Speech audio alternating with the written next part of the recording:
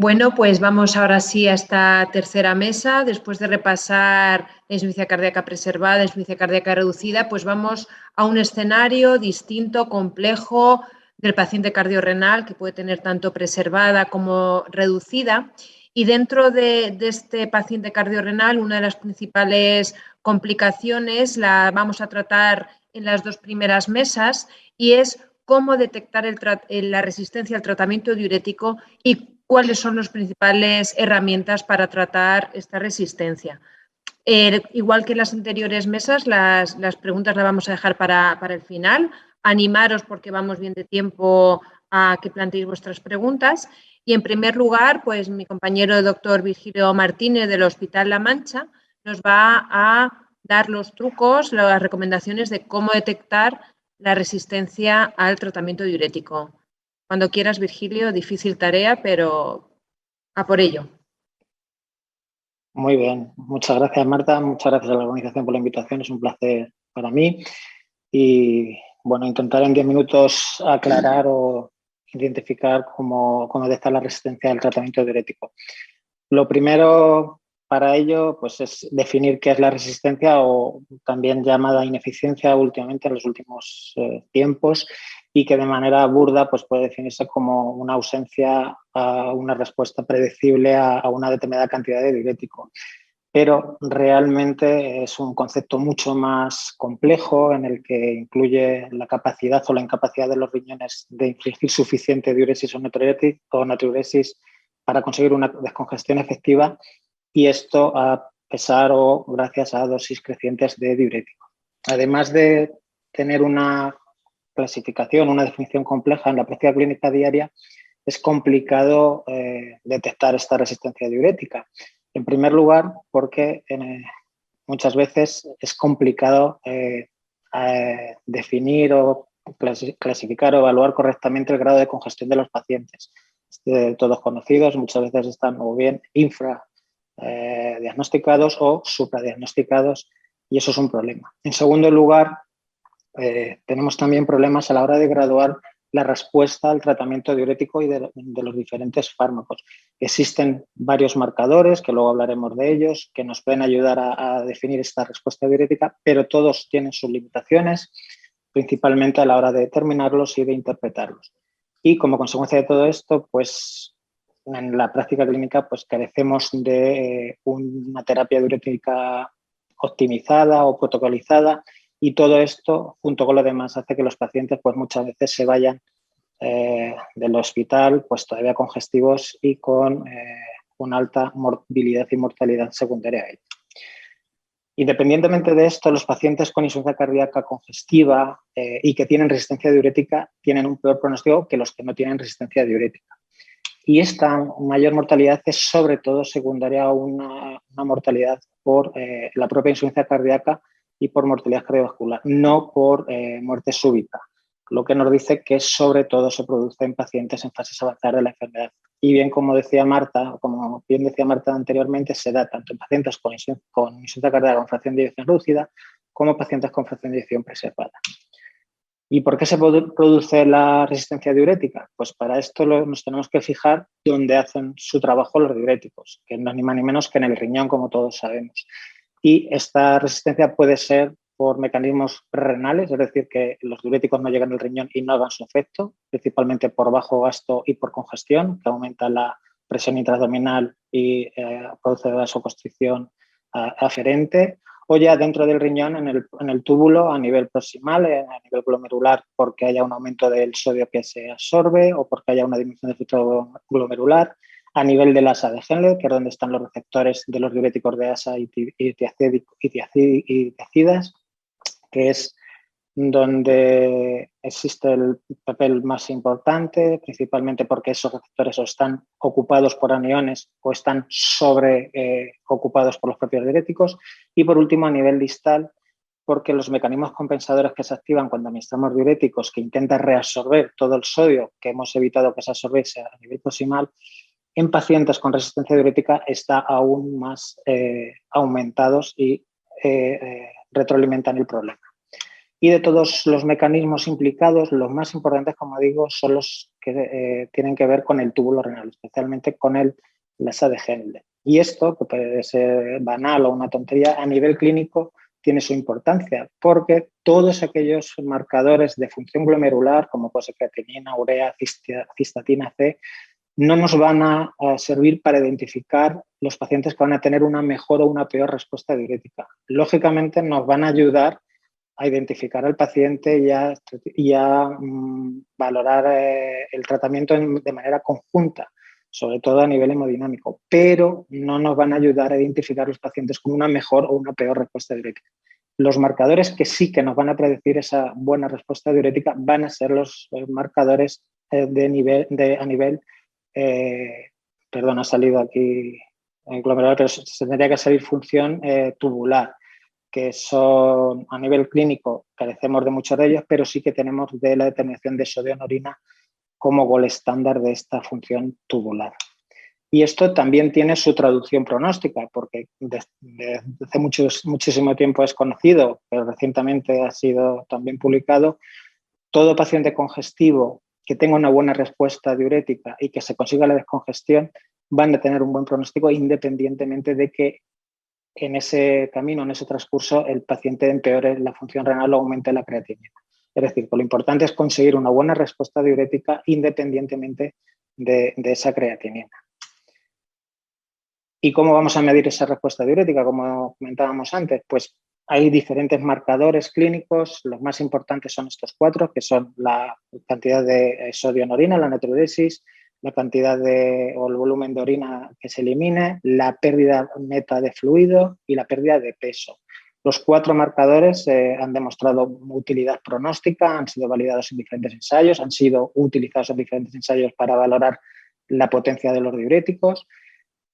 Pero, bueno, a la hora de la práctica clínica, de elección la natriuresis, como ahora veremos. Y, muy importante, siempre a la hora de interpretarlos, indexarlos por la cantidad de furosemida o de diurético que se utilice, porque no es lo mismo conseguir una natriuresis de 20 o de 100 miliequivalentes de sodio con 20 miligramos de furosemida que con 200 miligramos de furosemida. Lógicamente, el paciente que necesita más diurético va a tener un peor pronóstico que el que necesita menos cantidad de diurético.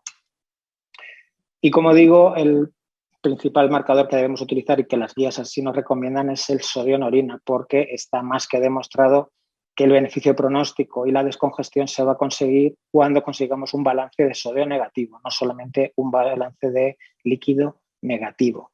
Además, frente a los otros marcadores, la determinación de sodio en orina tiene sus ventajas, sobre todo porque se puede determinar desde el principio de utilizar el fármaco en los primeros momentos y tiene un comportamiento lineal y predecible, de tal forma que cuanto mayor sea la natriuresis, mejor va a ser la respuesta diurética y mejor va a ser la descongestión que consigamos. Y además está bien validado un nivel de corte a partir del cual se define esa buena respuesta diurética, que son los 50 o 70 miliequivalentes de sodio por litro de orina en las primeras 2 horas de administrar el diurético. Y ya un poco vista esta introducción y estas bases muy resumidas del mecanismo de los diuréticos y de la insuficiencia cardíaca congestiva, ¿cómo detectaría yo la resistencia diurética o la ineficiencia diurética? Pues en primer lugar, identificaría a los pacientes que tienen factores de riesgo o que tienen predisposición a tener esa resistencia diurética, que son ni más ni menos que todos aquellos pacientes en los que existe imposibilidad de que los diuréticos lleguen al riñón, al túbulo, para ejercer su trabajo. En primer lugar, los pacientes con enfermedad renal crónica, los pacientes con un aclaramiento crónico, no agudo, crónico, por debajo de 30, tienen prácticamente el doble de probabilidad de tener resistencia diurética que los pacientes que no tienen enfermedad renal crónica. Y esto es lógico, porque si no hay nefronas funcionando, no va a haber dianas terapéuticas y el diurético no va a hacer su función. Y por otro lado, factores que influyen en la perfusión renal y en la actividad tubular. A nivel de perfusión renal, sobre todo el bajo gasto y la congestión, sobre todo a nivel crónico, y el grado de activación o más bien el de bloqueo de los sistemas renina-angiotensina-aldosterona y sistema adrenérgico. Si no están bien bloqueados, sobre todo a nivel crónico, los pacientes van a tener más resistencia. Y a nivel agudo, tener en cuenta siempre los niveles de aniones, porque si es hipocloremia, hipolinemia, hiperuricemia, va a haber mayor resistencia, y los pacientes con un uso crónico, por esa sobreocupación de los receptores, también van a tener esa mayor predisposición a la resistencia. En segundo lugar, importantísimo, y sobre todo en todos los escenarios, pero en el escenario agudo más todavía si cabe, evaluar correctamente la congestión. Por suerte, aparte de los marcadores clínicos que hemos usado toda la vida, tenemos biomarcadores, tenemos técnicas de imagen que nos ayudan a evaluar esa congestión. Es fundamental que sepamos cómo de congestivo está el paciente, porque si no lo sabemos con seguridad, no sabemos la dosis de diurético a administrar. Importante integrar toda la información que tenemos. Y por último, interpretar correctamente tanto la función renal como la función hemodinámica el gasto del paciente para interpretarla correctamente y la respuesta a los diuréticos que hemos administrado con, como digo, el gold estándar, que es el sodio en orina. El objetivo mínimo, más de 50-70 miliequivalentes por litro de orina en las primeras 2 horas después de administrar el diurético. Y por último, todo ello integrado en un algoritmo con un feedback constante en el que evaluemos el grado de congestión, la dosis de diurético administrado, la respuesta a ese diurético, la situación hemodinámica, la situación de gasto cardíaco y siempre reevaluando hasta conseguir la euvolemia del paciente. Así que para concluir, recordar que la resistencia diurética es un problema muy frecuente, aproximadamente el 30-40% de los pacientes con insuficiencia cardíaca crónica lo tienen, tanto preservada como deprimida, les otorgan un peor pronóstico. Es fundamental saber identificarlo para optimizar el tratamiento diurético y no diurético, y para ello hay que integrar la información clínica de la función renal, del grado de congestión y del grado de perfusión renal, y que para evaluar la respuesta diurética, el gold estándar a día de hoy es la medición de sodio en orina. Muchas gracias. Pues muchas gracias, Virgilio, por ajustarte al tiempo. Luego podremos debatir más, pero me han gustado mucho los 2 mensajes claves que yo creo que has dado. En primer lugar, que tenemos que integrar todos los parámetros para detectar al paciente que sigue congestivo, que es el paciente generalmente resistente al tratamiento diurético. Y en segundo lugar, que lo más importante es que el paciente le dejemos euvolémico. Entonces, para eso el doctor Iniesta nos va a ayudar en cómo tratar esta resistencia al tratamiento diurético. El doctor Ángel Iniesta es cardiólogo del Hospital La Paz, que yo ya hablo, como os conozco tanto, ya ni os presento. Pero bueno, Ángel, cuando quieras, estás sentado. No te oímos. Buenas tardes. Lo primero es dar las gracias a la Sociedad Castellana de Cardiología por organizar esta reunión. Y bueno, pues después de que el doctor Martínez nos haya explicado también en qué consiste la resistencia al tratamiento diurético, yo voy a intentar en estos 10 minutos dar unas nociones de su tratamiento, que creo que se va a quedar un poco corto, pero bueno. El primer problema al que nos enfrentamos cuando hablamos de resistencia al tratamiento diurético es que aunque el diurético es la base del tratamiento del paciente con congestión, tenemos poca evidencia científica y, desde luego, pocos ensayos clínicos aleatorizados que nos digan cómo usar los diuréticos. Y ya, si hablamos en concreto del paciente con resistencia a diurético, la evidencia científica es mucho menor aún. Las guías de 2021, una de las cosas buenas que han hecho es darnos para la insuficiencia cardíaca aguda un esquema de cómo manejar este tratamiento diurético, que se basa mucho en el consenso de tratamiento diurético publicado en 2019 por Mullens, y que nos da unas pautas a seguir para evitar pues, que el paciente no se congestione adecuadamente. El primer paso que nos recomiendan es valorar, según si el paciente tomaba o no tomaba diuréticos, la dosis inicial de furosemida intravenosa, que será de 20-40 miligramos para los pacientes naïf, o de entre 1 y 2 veces la dosis que tomaba oralmente traducida a intravenosa para el resto de pacientes. ¿Y en qué se basa esta recomendación que nos hacen las guías? Pues se basa sobre todo en el estudio DOSE, que creo que todos conocéis.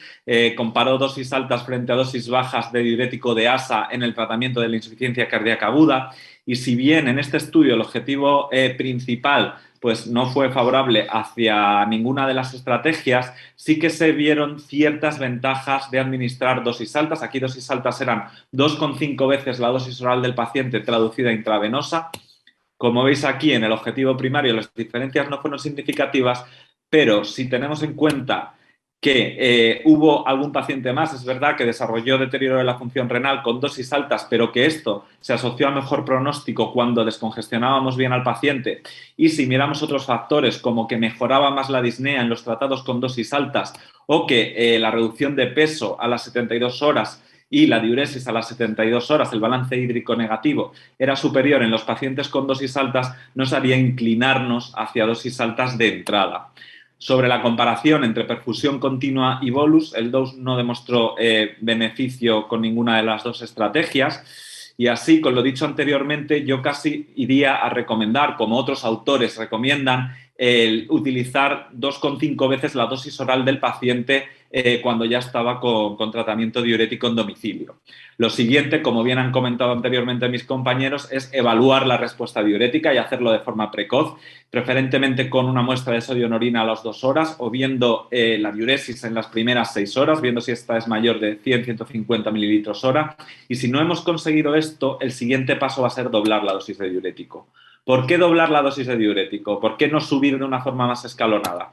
Pues esto es por la cinética de los diuréticos de ASA. Sabéis que la relación entre la excreción de sodio y la dosis de diurético que necesitamos sigue una relación logarítmica, o sea que aumentar un poco la dosis de diurético no va a aumentar significativamente la natriuresis en nuestros pacientes. Y además vamos a tener que superar un umbral para conseguir este efecto diurético. Así que tenemos que intentar llegar rápidamente a este umbral doblando la dosis cuando sea necesario, dar bolos por lo menos cada 12 horas para estar por encima de este umbral o si estamos poniendo una perfusión continua, dar un bolo inicial para quedarnos por encima del umbral.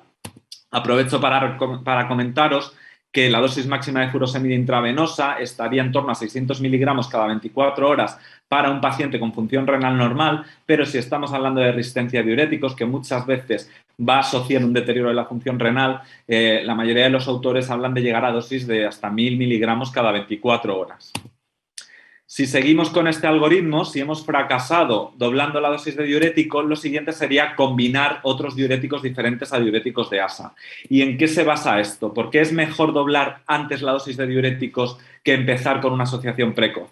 Pues la verdad es que no hay ningún estudio aleatorizado a este respecto. Tenemos datos observacionales y por eso se hace esta recomendación de doblar antes que asociar. Estos datos observacionales vienen sobre todo de un estudio con muchos pacientes que comparaba tratar con dosis bajas de diurético de ASA más metolazona frente a tratar con dosis altas de diurético de ASA. Y si hacíamos los ajustes adecuados, veíamos que con la metolazona, un diurético de tipo tiacídico, la mortalidad por todas las causas después de estos ajustes era mayor que en los pacientes que tratábamos con dosis altas de diuréticos de ASA sin metolazona. Esto, entre otras cosas, se puede deber a que, como ya sabéis, los diuréticos de ASA producen más hiponatremia y más hipocalemia, más alteraciones electrolíticas y estas tienen sus efectos adversos. Una vez dicho esto, pues el primer diurético que asociaríamos, la primera elección, serían los diuréticos tiacídicos. Así se recoge además en las guías de 2021 para pacientes con edema persistente a pesar de dosis altas de diuréticos de ASA. Las tiacidas las conocéis todos perfectamente. Estas son las dosis de dos de las que creo que se utilizan de forma más frecuente. Decir que no está claro que una tiacida tenga más eficacia que el resto y que lo que se dijo siempre de que no funcionaban bien con filtrados por debajo de 30, pues parece que es falso, sí que se pueden utilizar con estos filtrados. Decir que tenemos un ensayo aleatorizado que es pequeño, solo 60 pacientes, pero sí que incluyó pacientes con resistencia a diuréticos claramente definida. Se publicó en 2020 y lo que nos decía es que en pacientes con diurético de ASA y resistencia al diurético, el asociar metolazona, clorotiazida intravenosa o tolvaptan nos ofrecía un aumento de la diuresis y un aumento de la natriuresis y la pérdida de peso en 48 horas que era equiparable entre todos. O sea que asociar un diurético a un diurético de ASA, un diurético diferente a un diurético de ASA, aumenta la eficacia en la descongestión de nuestros pacientes. Si nos vamos a otro diurético que nosotros utilizamos por vía oral en España, y que cada vez ha cobrado más interés, que en monoterapia tiene un poco efecto diurético, pero con combinación con furosemida sí que tiene una sinergia importante, tenemos un ensayo también pequeño con este fármaco, con acetazolamida, que es el diuresis THF. Incluyó 34 pacientes, estos no tenían resistencia a diurético, pero sí alto riesgo de desarrollarla. Y en este estudio se demostró que dosis de acetazolamida asociadas a bajas de diuréticos de ASA eran similares en cuanto a la natriuresis a dosis altas de diurético de ASA, y sin embargo la acetazolamida tenía ciertas ventajas, como conseguir una mayor eficiencia diurética, menor tasa de deterioro de la función renal y una tendencia, y esto fue una tendencia en poquísimos pacientes, a menos mortalidad y reingresos.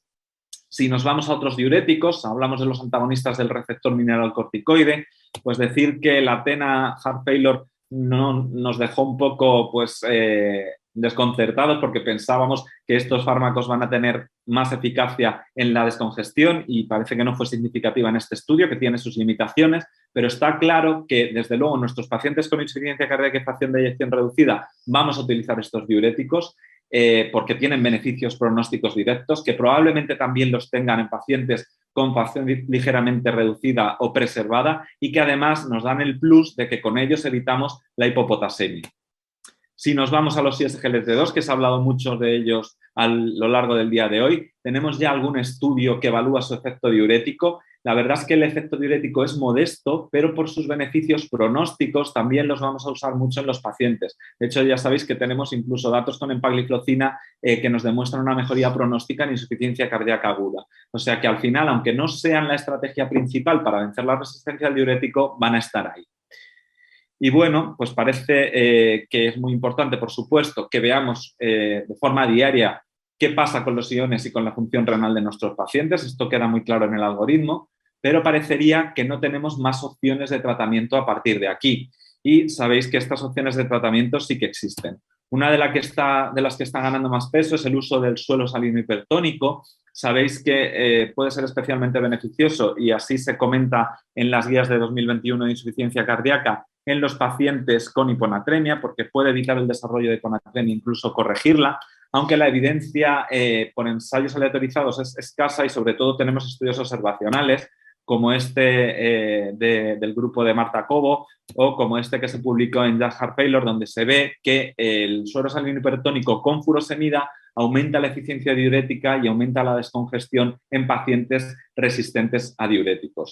Esta sería un poco la receta para el suero salino hipertónico: 100 mililitros de fisiológico, una ampolla de cloruro sódico al 20%, 125 miligramos de furosemida, y esto se podría pasar en 30 minutos, con dosis de 1 o 2 veces al día. O sea que esto tiene un valor adicional para utilizarlo incluso en el hospital de día. Si nos vamos a la albúmina y furosemida, la comento sobre todo porque los residentes me suelen preguntar por qué utilizo, o por qué no utilizo más bien, albúmina en los pacientes con resistencia a diurético. Pues la realidad es que tenemos muy poca evidencia a favor de esta estrategia, incluso en pacientes con hipoalbuminemia. Por ejemplo, en este metaanálisis se vio que sí que hubo un aumento significativo de la diuresis en las primeras 8 horas, pero muy escaso, de unos 200 mililitros, y la significación estadística se perdía en el tratamiento a 24 horas, incluso, os digo, en pacientes con hipoalbuminemia.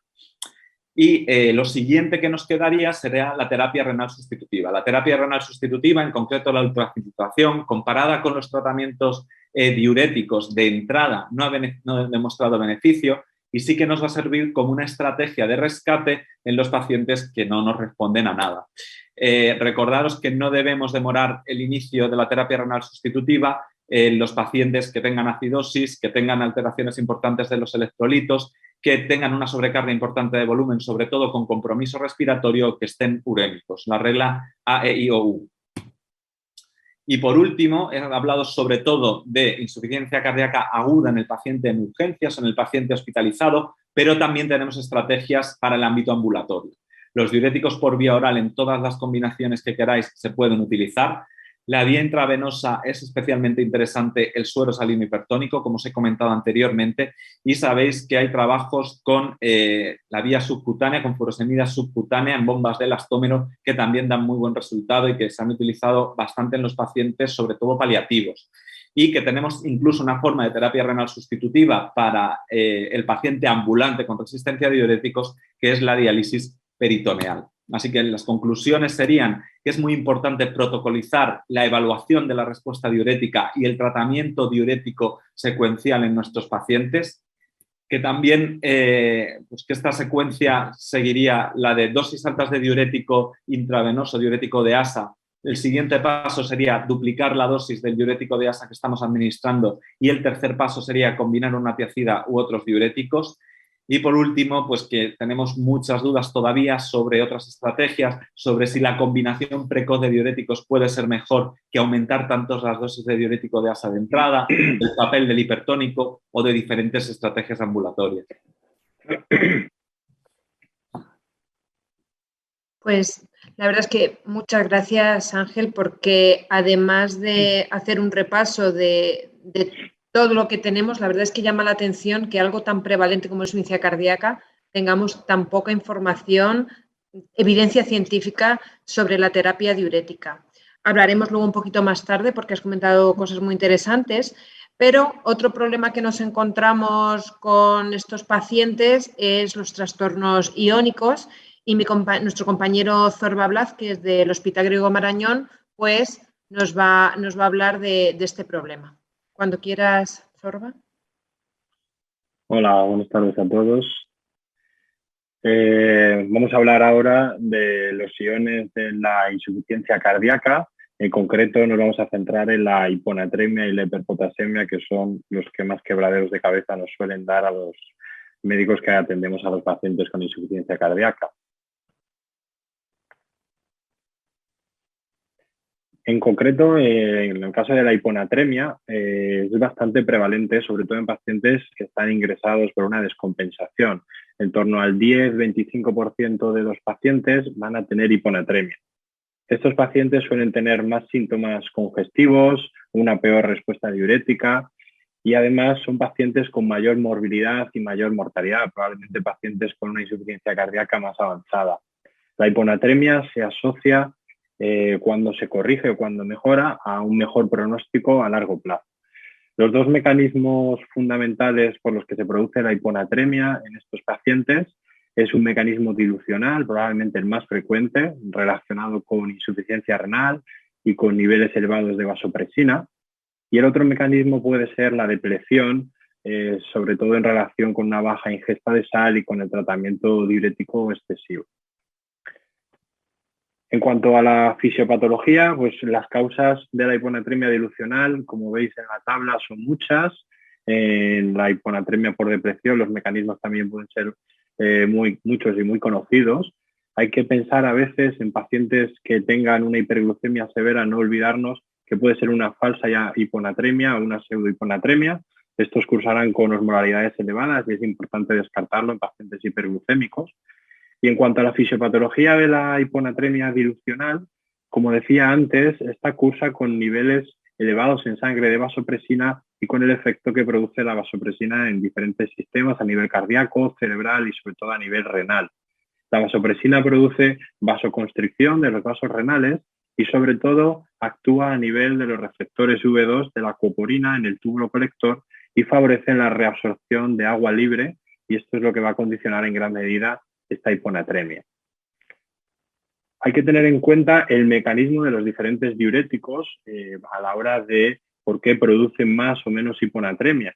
En concreto, los diuréticos que actúan a nivel distal, como son las tiacidas y los antialdosterónicos, al inhibir esta reabsorción distal de sodio, perdemos ese mecanismo que tiene la nefrona de concentrar la orina. Eso va a llevar a que haya una mayor reabsorción en el túbulo colector de agua libre y a producir una mayor hiponatremia. Sin embargo, los diuréticos de ASA, como la furosemida, actúan a nivel del asa ascendente de Henle y esto no interfiere con ese mecanismo de concentración de la orina y permite eliminar más agua libre a la nefrona. Además, van a producir una menor osmolaridad en la médula renal y todo esto va a conllevar que produzcan menos hiponatremia que los diuréticos distales. En cuanto a los diuréticos, los bactanes, como es el tolvaptan, actúan directamente sobre los receptores V2 de la aquaporina en el túbulo colector e inhiben directamente la reabsorción de agua libre. Por eso son tan eficaces en subir las cifras de sodio. El tratamiento de la hiponatremia va a depender un poco de la causa, fundamentalmente, pero siempre que se produzca hiponatremia tenemos que ver si el paciente tiene tiacidas o antialdosterónicos. Hay que plantearse ante una hiponatremia en general, suspender o reducir la dosis de tiacidas siempre que el paciente lo permita y no tengamos otras alternativas. Y en algunos casos va a ser necesaria la reducción o la suspensión temporal del antialdosterónico, aunque el paciente tenga indicación. Hay que corregir el potasio, corregir el magnesio. Si estamos ante una hiponatremia dilucional, bueno, primero hay que tener claro que estamos ante una hiponatremia dilucional. Aquí es fundamental la evaluación rigurosa de la congestión. Tenemos que utilizar biomarcadores, exploración física. En ocasiones hay que recurrir a las técnicas de imagen si no está claro. Y también es útil medir la osmolaridad en orina. Una osmolaridad por encima de 100 orienta hacia una hiponatremia dilucional.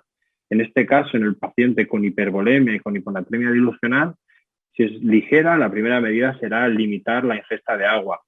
Habrá que utilizar diuréticos de asa como la furosemida y si es necesario asociar un diurético, preferiblemente diuréticos proximales como la cetazolamida o los ISGLT2.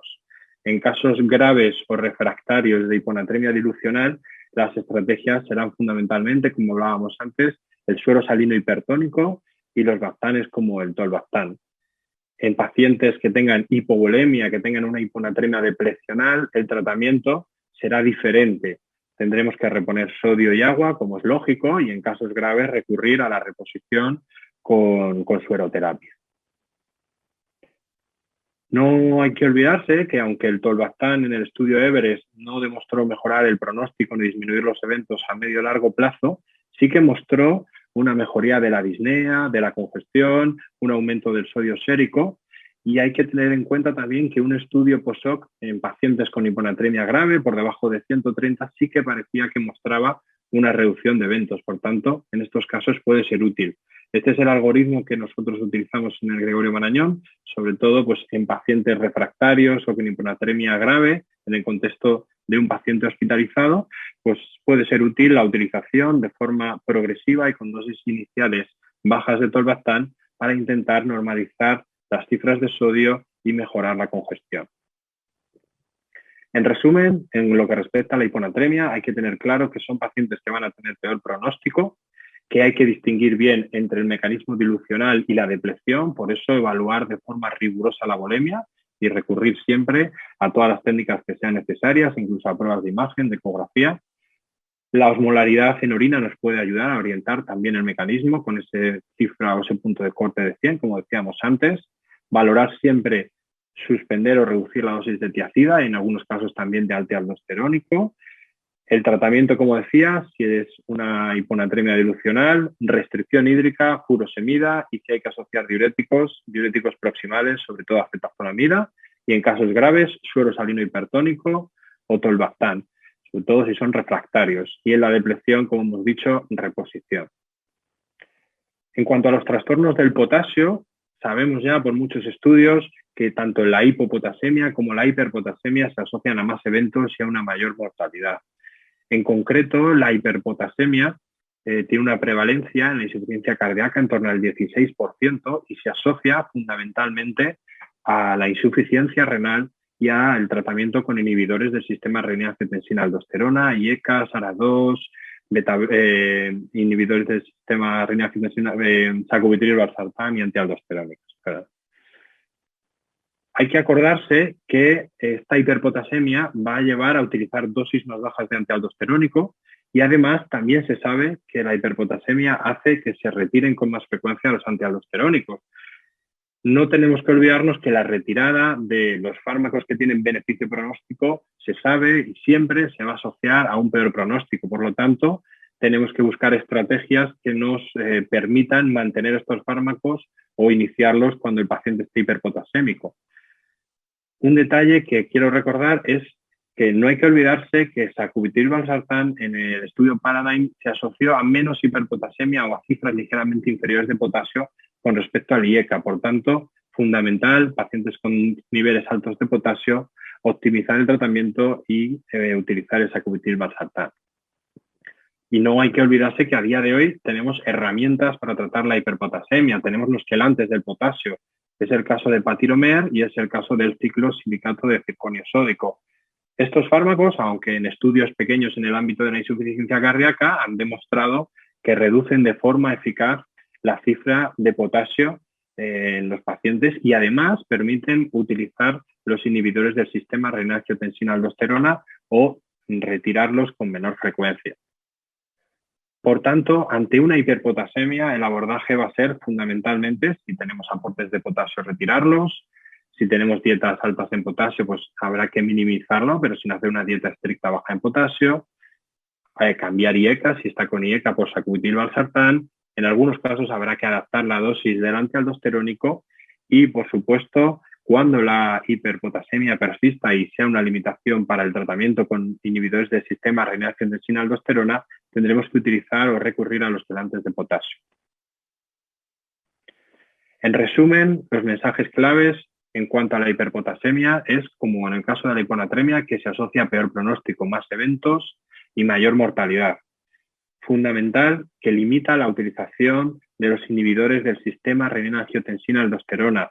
Y esto es uno de los mecanismos probablemente por los que se pueda asociar a una mayor mortalidad. Tenemos que utilizar el sacubitril/valsartán si el paciente está con IECA, fundamental el cambio de fármaco.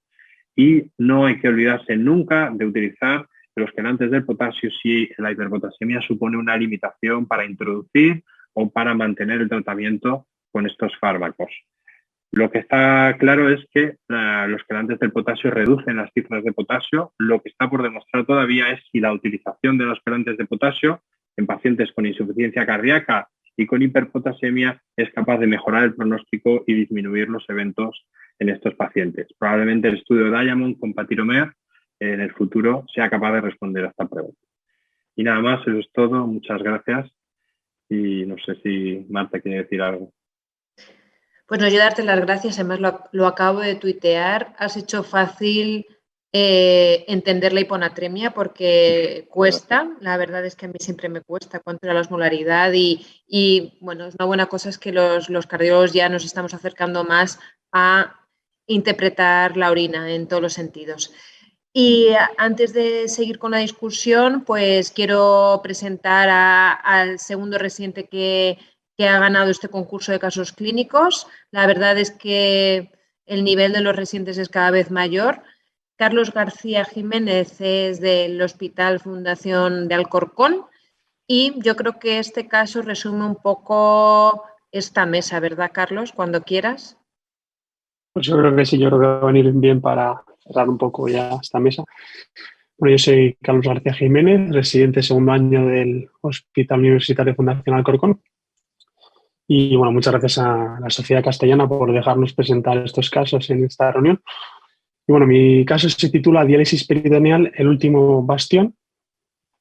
Entonces, bueno, el caso comienza con un varón de 72 años, hipertenso, dislipémico, no diabético, con diagnóstico de miocardiopatía dilatada, con una disfunción ventricular izquierda severa, diagnosticada en 2009 tras un ingreso por un tromboembolismo pulmonar con parada cardiorrespiratoria asociada. Se le realizó una coronariografía donde no se observaron lesiones y bueno, en el ecocardiograma además se veía un ventrículo derecho no dilatado, no disfuncionante. Se inició tratamiento médico con ARA2, con metabloqueantes, con eplerenona. El paciente además presentaba en el electro pues, un bloqueo completo de rama izquierda con un QRS hasta 180 milisegundos, persistía asintomático a pesar del tratamiento médico, por lo que en 2010 se le implantó un DAIR sincronizador y el paciente pues, recuperó la función ventricular.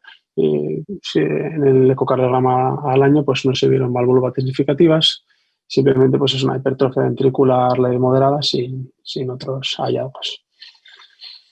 Entonces, bueno, el paciente permaneció estable en seguimiento en nuestras consultas con tratamiento médico, una clase funcional IJA 1-2, como única incidencia el diagnóstico de hiperaldosteronismo primario en base a una hipertensión de difícil manejo con fármacos y datos de cifras bajas de potasio en las analíticas de control.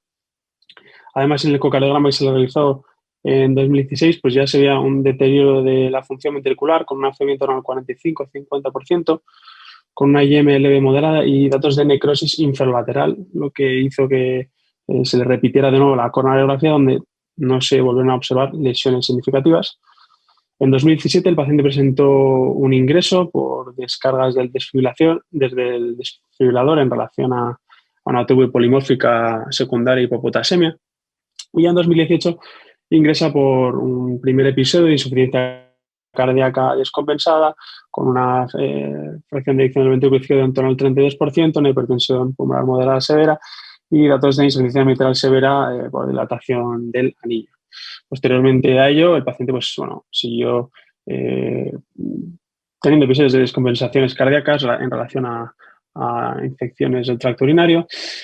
Y bueno, vemos aquí los datos ecocardiográficos de la insuficiencia mitral severa. A pesar de optimizar los parámetros del diario sincronizador, el paciente pues, persistía ingresando, por lo que bueno, se le implantó a finales de 2018 un MitraClip, en el que se pone una IM residual y bueno, una recuperación parcial de la fracción de eyección, pero bueno, el paciente a pesar de ello persistía ingresando y con una clase funcional muy, muy mala.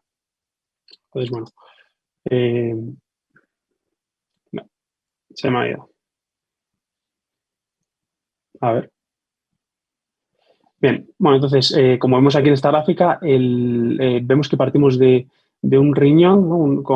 de un paciente con una enfermedad renal crónica estadio 3, con unos filtrados glomurulares en torno al 55%, pero sí que es la que vemos que esta función permanece estable hasta los primeros ingresos por insuficiencia cardíaca en 2018, y a partir de ahí, pues el paciente, después de 4, 6, 8 ingresos, pues va deteriorando progresivamente la función, el filtrado glomerular, y bueno, durante los ingresos por descompensación de insuficiencia cardíaca, el paciente, pues a pesar de recibir tratamiento diurético intravenoso a dosis altas, con bloqueo nefronal completo con tiacidas, con eplerenona, con acetazolamida, con varios ciclos de levosimendan, el paciente pues persiste congestivo, ganando peso, con una clase funcional pésima, pasando prácticamente más tiempo en el hospital que en su propio domicilio.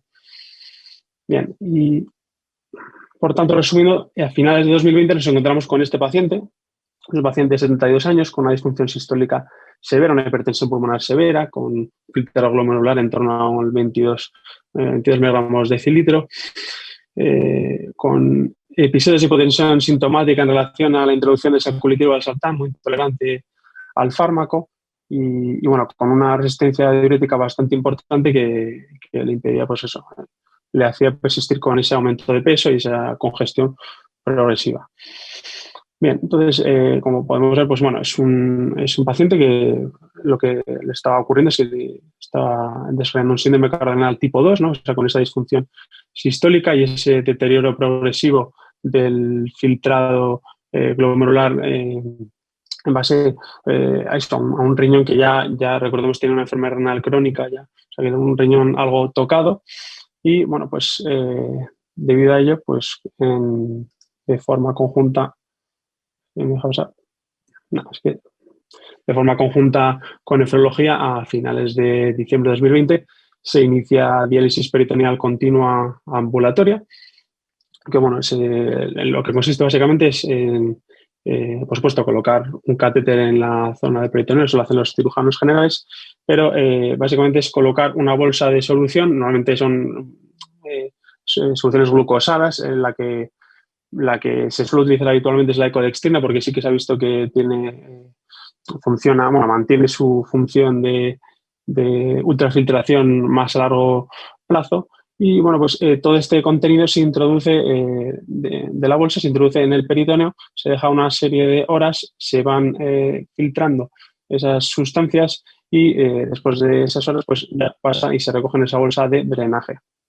Es importante destacar que estos pacientes con diálisis peritoneal continua ambulatoria tienen niveles elevados de CA-125, como ocurre, pues eso, como se está afectando al final una de las membranas del cuerpo, pues como pasa con pacientes con derrames pleurales crónicos o bueno, algunas otras patologías que elevan de forma crónica el CA-125, pues en estos pacientes, pacientes congestivos que están en diálisis peritoneal continua ambulatoria, pues hay que saber que estos valores pues, no son interpretables.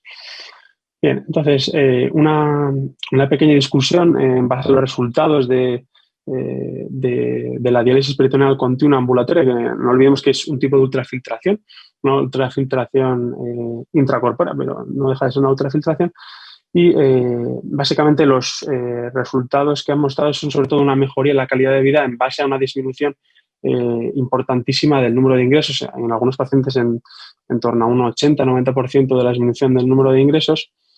No solo eso, sino que también se ha visto que el coste del paciente en diálisis peritoneal continua ambulatoria durante un año pues, es más barato que el propio tratamiento que requiere un paciente que ingresa durante un año con todo lo que eso conlleva, ¿no? Del tratamiento diurético intensivo y demás. No solo eso, sino que también se ha visto que preserva la diuresis residual. Además, se ha visto que mejora algunos parámetros de función ventricular y sí que es verdad que todavía es difícil demostrar en este grupo de pacientes esa mejoría en la supervivencia porque, bueno, son pacientes que no olvidemos que en muchos estudios pues son pacientes con insuficiencia cardíaca congestiva refractaria, que en la mayoría de los estudios hasta el 50% de los pacientes a los 6 meses fallecen, incluso el 75% a los 12 meses acaban falleciendo, por lo que realmente pues, bueno, es difícil de interpretar estos resultados de supervivencia. Bueno, estos son los estudios en los que me he basado. Y entonces, bueno, viendo un poco esto, ¿qué pacientes se podrían beneficiar de este tipo de terapias? Pues sobre todo, por supuesto, los no candidatos a trasplante, los reingresadores, los que tienen una congestión refractaria, como ya han comentado en las charlas anteriores, y sobre todo con síndrome cardiorrenal. Desventajas, pues no hay que olvidar que pacientes con muchas cicatrices peritoneales en aparatomías previas o cirugías previas, pues ese implante del catéter peritoneal pues, sería más difícil. Luego, como reacciones adversas, sobre todo las peritonitis, ¿vale? Que eso sería una cosa a tener en cuenta. Y luego también requiere algo de logística. Es un paciente pues, que o bien necesita pues, de algo de pues poderse manejar él solo en casa con el catéter, con las bolsas, o bien de un apoyo que le permita pues eso, realizar la diálisis continua sin mucha complicación, ¿no? Entonces, finalmente, llegamos a nuestro paciente después del implante de catéter a finales de 2020 y llegamos a febrero de 2022 y el paciente no ha vuelto a ingresar por insuficiencia cardíaca. En el último ecocardiograma en febrero de 2022 pues tenía una disfunción sistólica leve con esas alteraciones de la contractilidad que ya habíamos comentado y con una hipertensión pulmonar que previamente era severa, pues ahora pues, por datos indirectos es una hipertensión leve moderada. Y bueno, ya está como última diapositiva, que es verdad que hay un cierto subgrupo de pacientes, ¿no? que realmente la diálisis peritoneal es lo último que les queda, ¿no? Es el último bastión frente a esa insuficiencia cardíaca congestiva refractaria que pues, la verdad es que es una medida a tener en cuenta en este tipo de pacientes y que pues, sería bastante útil. Así que nada, muchas gracias y espero que os haya gustado. Pues muchas gracias, Carlos. Yo lo que veo con los casos que tenemos es que son nuestros pacientes del día a día, ¿verdad? Entonces, lo bueno y lo malo es que son pacientes muy complejos, pero que tenemos como muchas armas, ¿no? Cada vez más armas diagnósticas, terapéuticas. Así que nada, bueno, vamos a empezar con la discusión. Tenemos, la verdad es que varios minutos. Gracias por ajustaros al tiempo. En primer lugar, para Virgilio, el sodio en orina ha sido uno de los grandes descubrimientos, yo creo, especialmente para los cardiólogos. Nos pregunta Juan Gorriz, además de la evaluación precoz a las 2 horas e incluso a las 6 de administración de furosemida inicial, ¿tiene valor en otros momentos durante el ingreso durante la insuficiencia cardíaca aguda?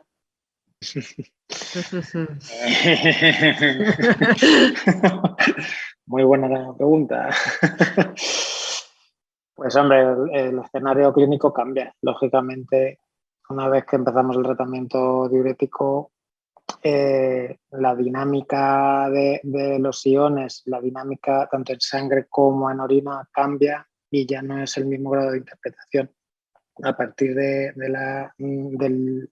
por así decirlo, las primeras horas, yo me fijaría más en volumen que no en sodio porque ya no tiene la misma validez y de hecho las guías así lo recomiendan. Ya la nefrona, por así decirlo, pues está bajo el efecto de los diuréticos y ya no tiene el mismo valor ni el mismo significado. Yo a partir de las primeras horas ya paso más a volumen, a valorar la pérdida de volumen efectivo, por así decirlo. Sí, ¿quieres decir algo, Zorba? Sí, yo quería hacer un comentario. Yo creo que es clave la relación con la dosis de furosemida administrada.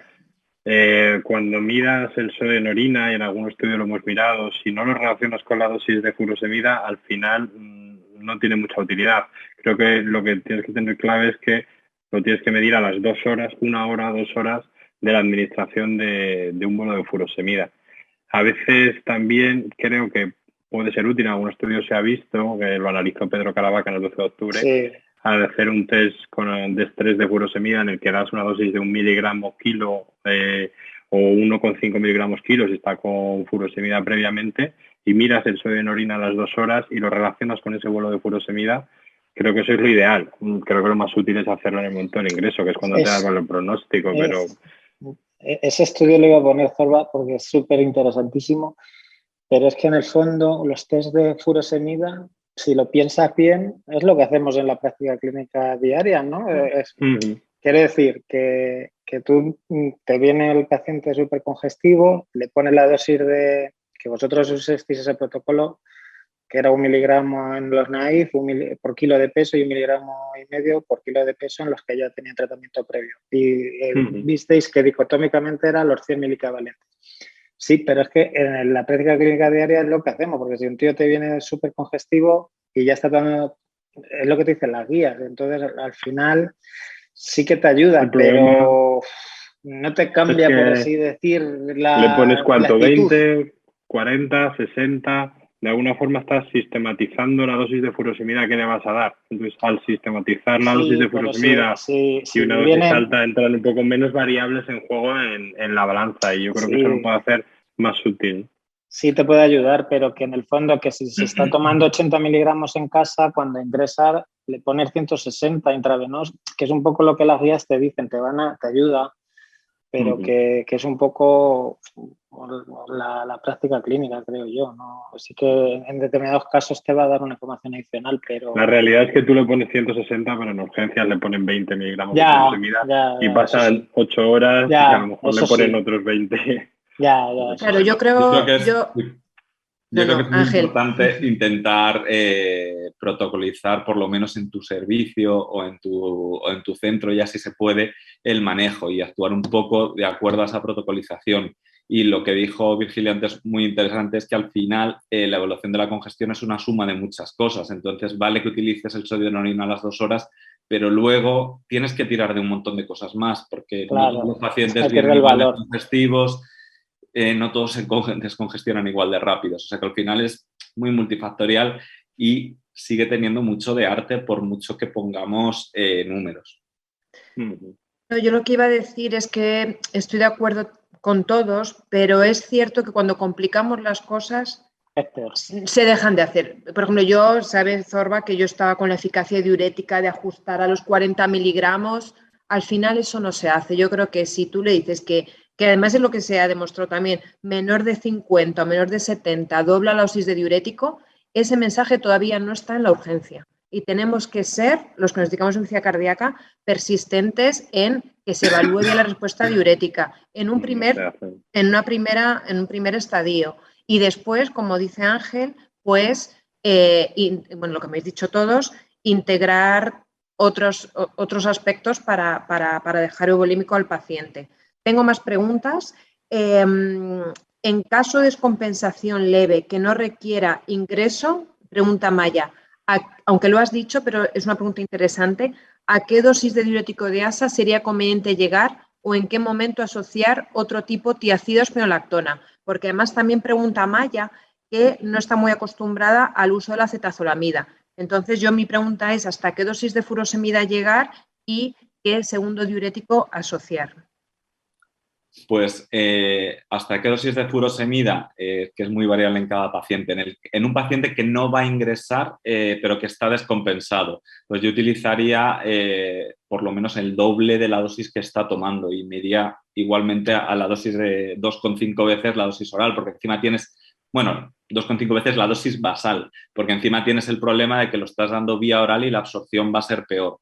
Yo creo que como no tienes la vía intravenosa, en el paciente ambulatorio es en el que tiene más interés si está congestivo asociar directamente una tiacida. O sea que si yo a un paciente no le voy a ingresar, sí que suelo hacer eso. Duplico por lo menos la dosis de diurético de asa que lleva y le asocio una tiacida.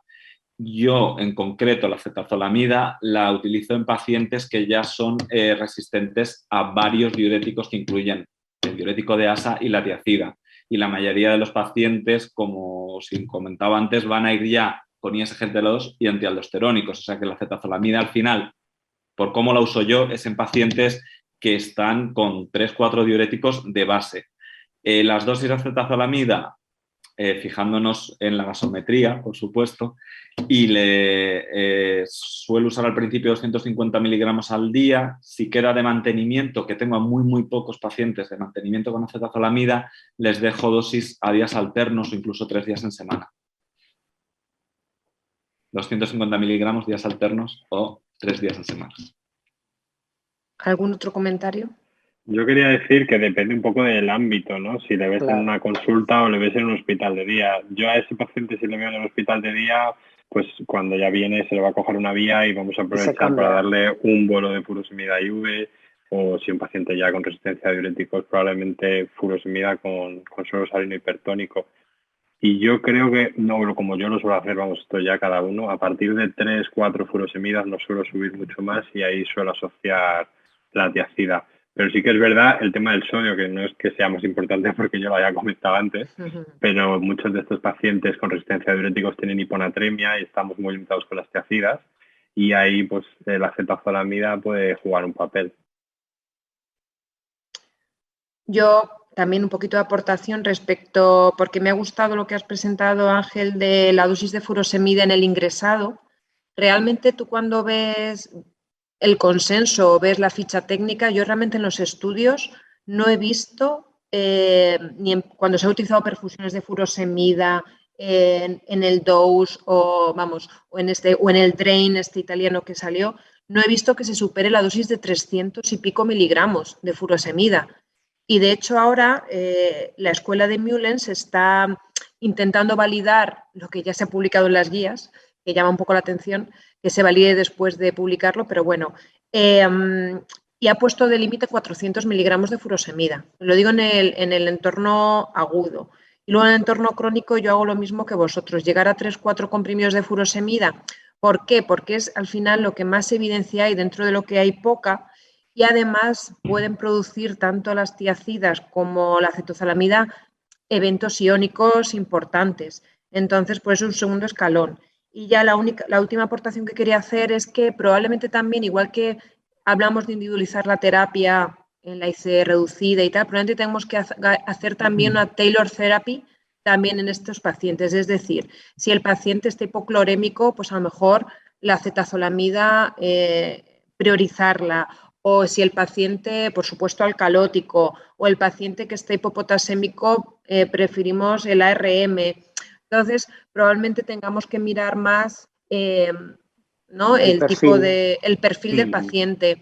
Y último, decir que la acetazolamida, nuestra experiencia últimamente ha sido muy buena, pero también poco a poco, ¿no? 2 o 3 días de semana, hago lo mismo que Ángel.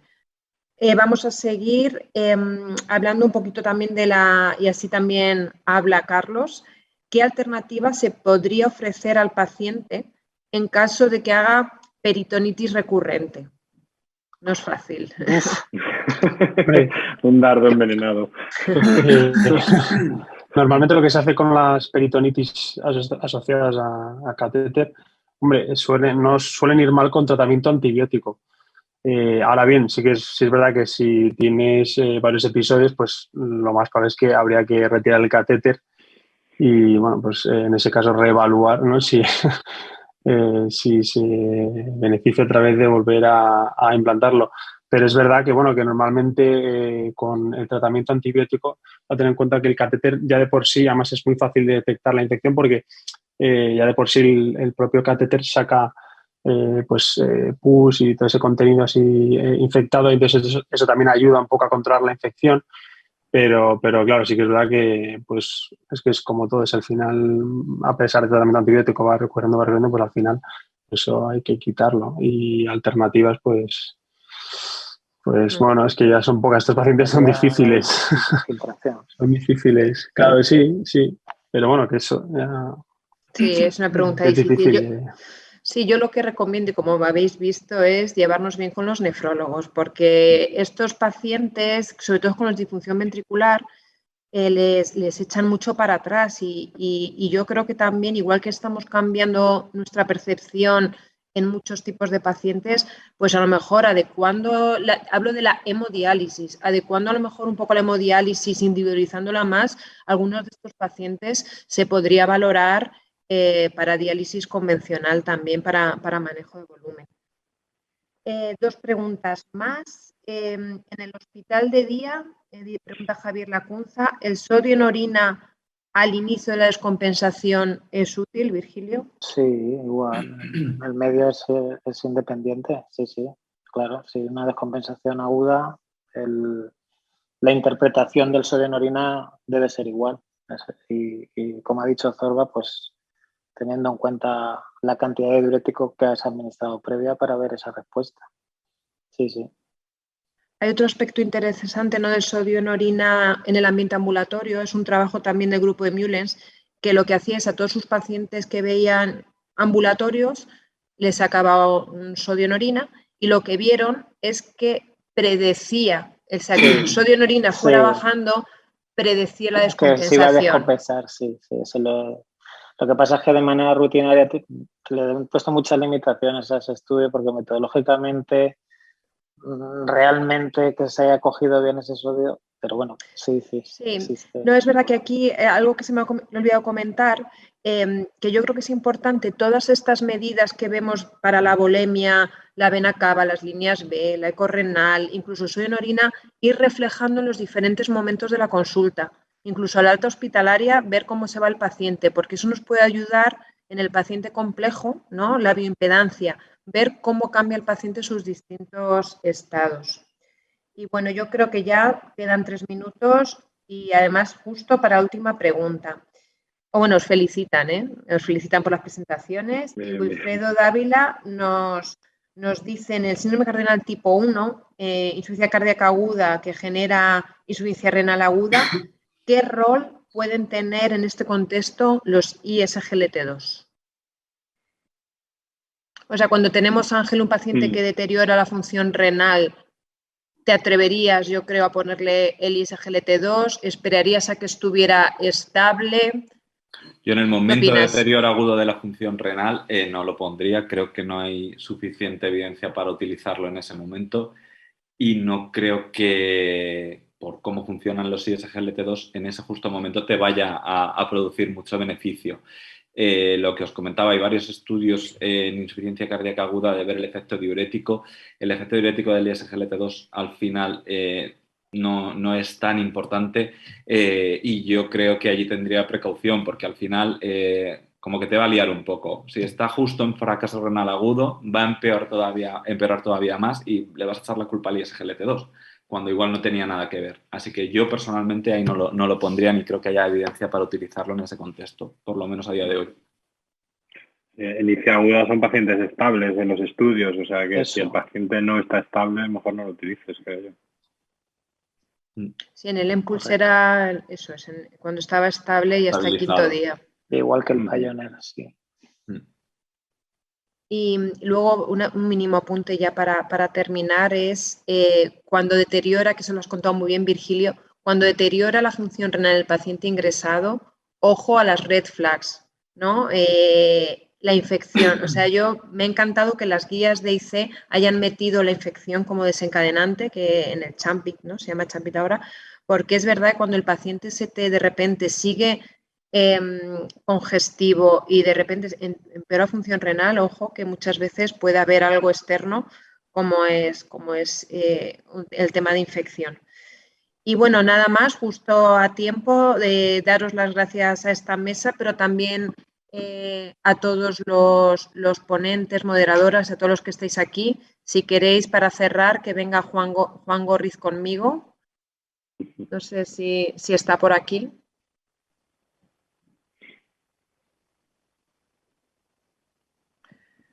Bueno, mientras... vale, pues perdón, cierro la mesa y ahora nos despedimos Juan y yo. Muchas gracias. Bueno, hasta luego. Gracias a todos. Adiós. Hasta luego. Gracias. Hasta luego.